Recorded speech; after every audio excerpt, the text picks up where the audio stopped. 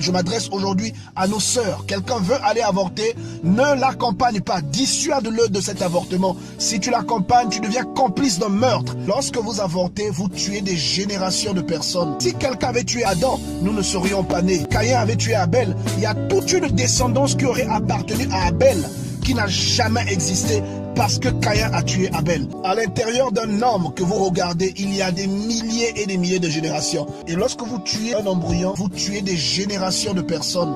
Dans cet embryon, il y a des générations et des générations de personnes que vous tuez en même temps. Lorsque vous voyez le noyau d'un fruit, il y a le même fruit dans le noyau. Il y a les arbres qui portent ce fruit dans le noyau. On vous parle de la descendance de Seth, mais on ne vous parle pas de la descendance d'Abel. Parce que Abel avait été tué, il aurait certainement eu une descendance qui a été annulée à cause de sa mort. Et quand vous avortez, bien aimé dans le Seigneur, c'est le même phénomène qui a lieu. Voilà pourquoi l'avortement est un crime.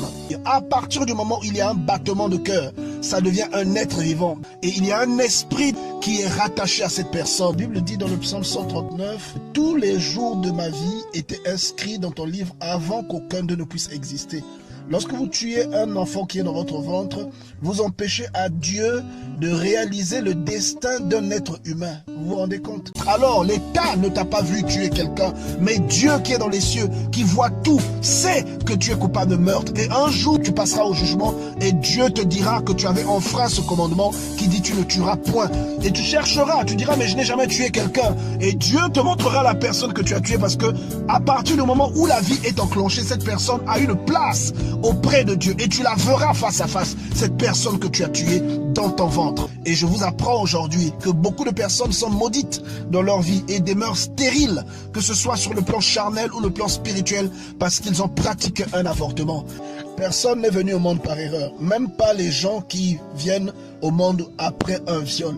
Vous ne venez pas par erreur. Vous n'êtes pas le résultat du hasard. La grossesse elle-même peut avoir une nature illicite, mais la naissance d'un enfant est toujours quelque chose de planifié par le Seigneur. N'encourage pas l'avortement et ne sois pas complice d'avortement.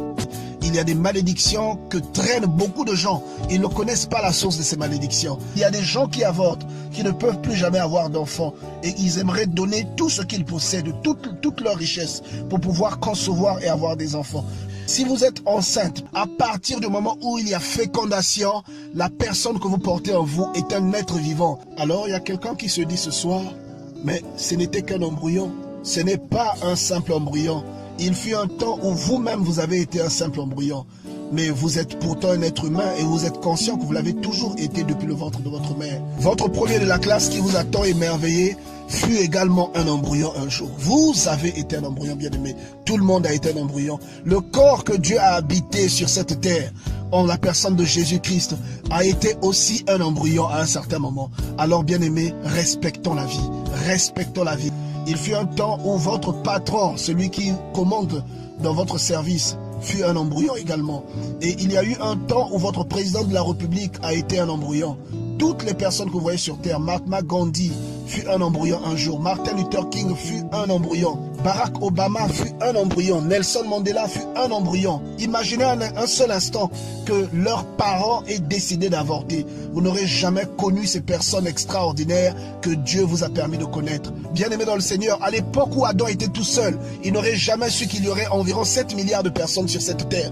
Mais ces 7 milliards de personnes, à en croire la Bible, descendent d'une seule personne. Soyez-en conscients, mes bien-aimés dans le Seigneur. Et à vous qui pratiquez les avortements sur les femmes, vous êtes autant coupables devant Dieu que les femmes qui se font avorter par vous.